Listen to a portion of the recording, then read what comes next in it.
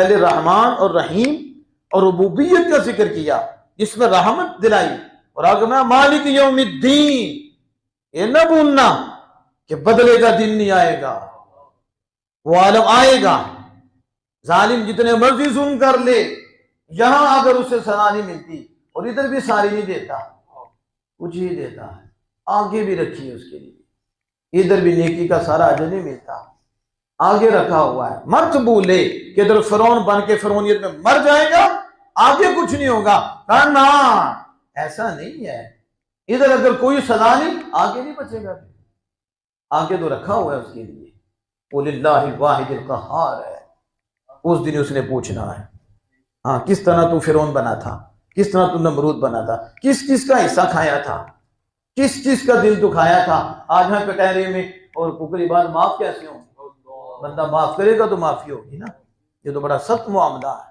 ये आज बड़ी कुर्सी पे बैठ के बड़ा मजा लेते हैं, और जिसका चाहे घर तबाह कर देते हैं, जिसकी चाहे इज्जत उछाल देते हैं, जिसकी चाहे बहन उठा के ले जाते हैं, जिसकी चाहते हैं माँ उठा के ले जाते हैं। इधर आगे जाने फिर तड़पेंगे, वापस आना तो है ही नहीं। उधर तो कब्र में जहन्नम की हवा का एक झोंका आएगा, ये सारे दुनिया के कुत्ते आराइश बोल जाएंगे, ये सारी जिंदगी यही समझेंगे हम अजाब में रहे हैं, आज दे तकलीफें, आज दे सदाएं।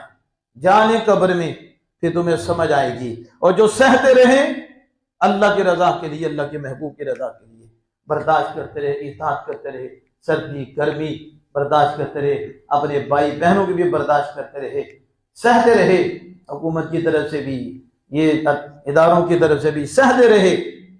बस जाने की देर है, बल्कि पहले नजर आ जाता है।